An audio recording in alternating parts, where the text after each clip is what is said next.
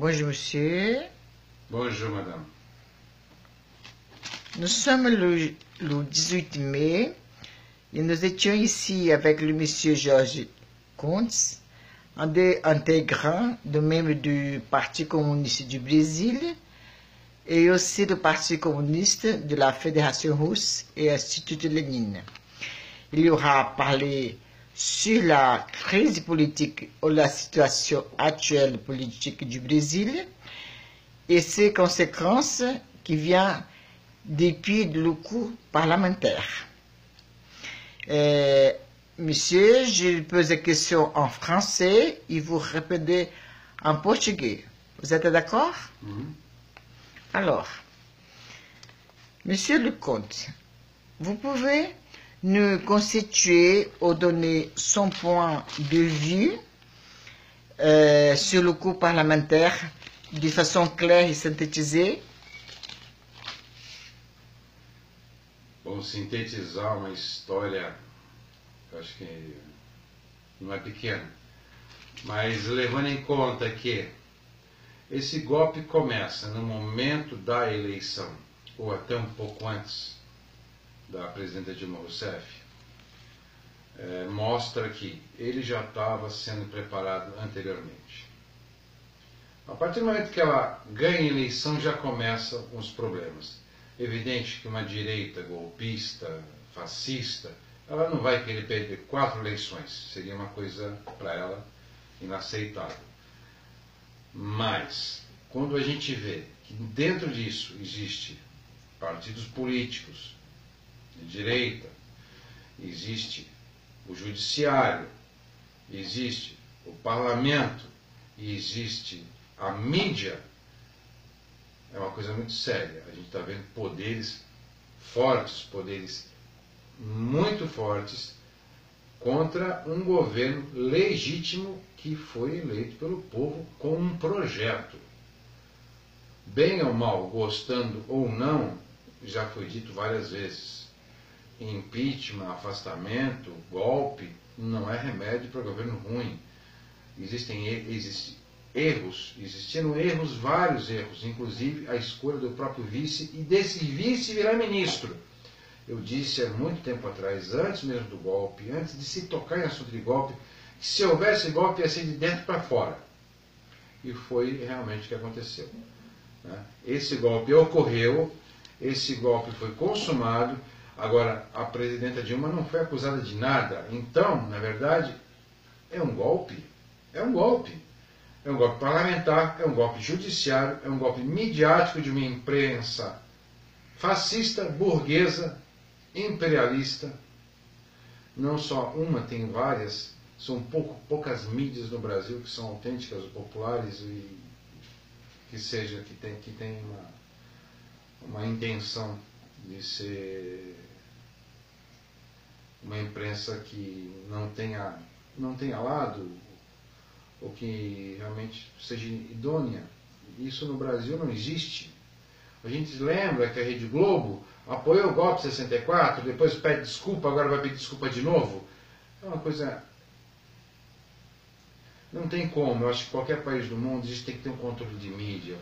Esse golpe ele foi articulado, ele teve artífice, ele teve pessoas. E outra coisa, esses parlamentares que falaram na hora H do impeachment, em nome da mãe, de Deus e do meu estado, da minha avó, da minha amante. Chega! Isso é uma palhaçada. O Brasil não é um circo. Eu acho que é um golpe muito mais elaborado. Só que as pessoas não lembram que uma coisa é tirar uma mulher honesta, uma presidente legitimamente eleita do poder, e isso ficar simplesmente impune e sem nenhum tipo de reação. E nós vimos que não teve reação. Por quê? Por essa questão da imprensa. A imprensa golpista, a imprensa midiática, a imprensa que tem lado. Essa imprensa que tem lado, realmente ela não pode existir no país sério. Alors, vous avez comment aujourd'hui la conséquence de cette coup parlementaire apprennent. Olha, as consequências são seríssimas. A gente está vendo agora, nesse momento, nesse instante, a gente está vendo... nós tivemos um retrocesso nas leis trabalhistas, na CLT. Nós tivemos retrocessos na questão do pré-sal, na venda do pré-sal. Nós estamos tentando não ter retrocesso na Previdência.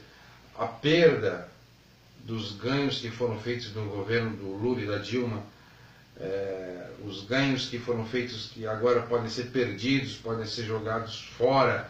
Estão vendendo o nosso país, terceirizando tudo, e dessa forma não só são perdas materiais, mas a gente vê que nós temos um Congresso ilegítimo, com pessoas que são lobistas, são pessoas que têm lado, que na verdade eles estão a favor das multinacionais, das transnacionais, das grandes corporações. Isso é uma coisa muito complexa.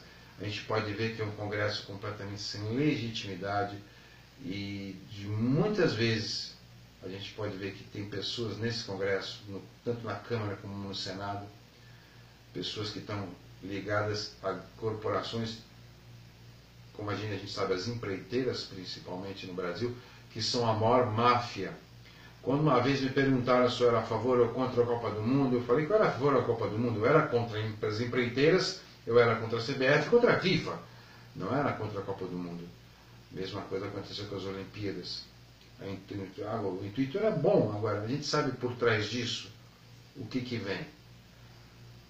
Deputados, eles têm que legislar pelo povo, não pelo lobby. As consequências são gravíssimas. O Brasil pode cair num estado mínimo. Esse estado mínimo tira todas as... Pode acabar com Minha Casa Minha Vida, com Bolsa Família, pode diminuir investimento em escolas, hospitais, e isso já está acontecendo, e a terceirização de tudo, coisa que é bem do estilo do neoliberalismo. Alors, monsieur, quel est votre point de vue sur la gauche au Brésil et dans le monde entier concernant le Parti communiste? Bom, é complexo isso. Talvez vou tentar ser mais breve possível. Existe, eu acho que depois do fim da União Soviética, até antes, na década de 60, houve rachas em partidos comunistas. A questão do revisionismo foi uma coisa muito forte.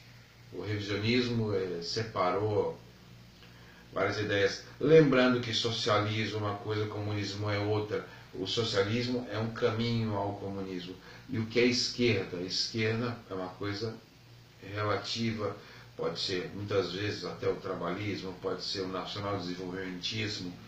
Então, quer dizer, é complexo. A gente tem aqui vários tipos de esquerda. Algumas esquerdas que são utópicas, algumas esquerdas que são teóricas. E temos partidos comunistas, autênticos, legítimos, teóricos, marxistas, leninistas, outros trotskistas. Agora, eu acho que isso agora não é hora mais de a gente fazer essas brigas teóricas. As brigas teóricas deixa para depois. Agora, assim, é uma briga por um Estado, por um país. Se a gente não se preocupar em tentar restabelecer a ordem desse país, nós não vamos chegar a Estado nenhum. Lembrando até uma frase do capitão Salgueiro Maia na Revolução dos Cravos, que existe os Estados capitalistas, os Estados socialistas e a porra dos Estados cristãos. Então isso é uma brincadeira, mas é muito sério. É muito sério. Porque esquerda, ela pode ser uma coisa frágil. Sem teoria, os partidos comunistas que sentam e não conseguem entender o que o outro fala, tem alguma coisa de errado.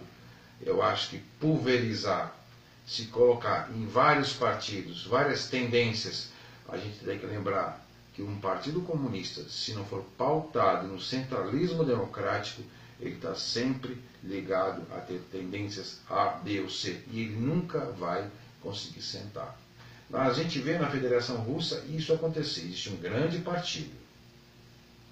E existe também partidos menores, também são marxistas-leninistas. Eles conseguem conviver bem. Alguns têm representação parlamentar, e alguns têm representação parlamentar grande, outros não têm, outros têm mínima, representação mínima, mas, como se diz aqui, municipais. Mas aquela questão de não deixar os avanços da União Soviética, os avanços do socialismo que existe lá, acho que é muito importante. A gente tem que meio que olhar um pouco para isso e olhar também o que foi feito na Itália, na reconstrução do Partido Comunista Italiano, na colocação do Partido Comunista Português no atual governo, que ele não faz parte, mas foi o artífice de tirar o neoliberalismo do governo de Portugal. Eu acho que a gente tem que pensar que, nesse momento, os partidos têm que se reconhecer e saber que ninguém é dono da verdade. Alors, que pensez-vous de cette génération? Ça veut dire, est-ce qu'ils ont la même conception ou la même conscience d'actuelle conjoncture politique, c'est-à-dire économique? Enfin, que pensez-vous sur cette question, Monsieur Lecomte? Bom, cada tempo é um tempo. Bom, eu me lembro que quando eu entrei no Partido Comunista, ele tinha era muito mais, era uma coisa disciplinadíssima, a gente tinha uma disciplina muito grande. Hoje existem esquerdas e esquerdas, socialistas e socialistas comunistas.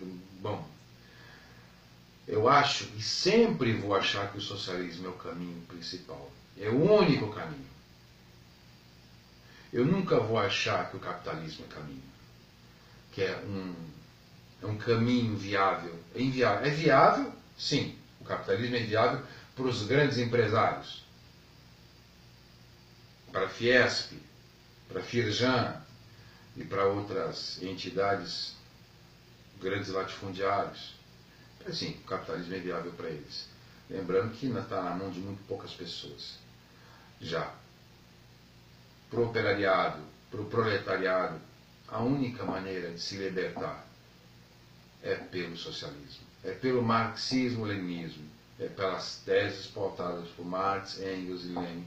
Hoje nós temos uma nova esquerda, que é aquela chamada esquerda New Left, lembrando até das loucuras da década de 60 e 70 de David Horowitz nos Estados Unidos, que pregava essa esquerda e acabou sendo um sujeitinho de direita, porque não sabe.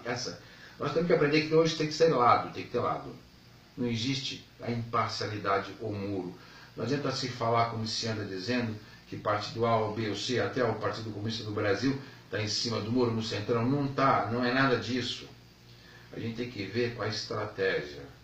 Agora, você está num partido que não participa de eleições, que não quer ser candidato, ou inventar novos partidos, a gente pulverizar as coisas, a gente vê que a visão dos jovens fica deturpada, porque a grande mídia, ela distorce tudo.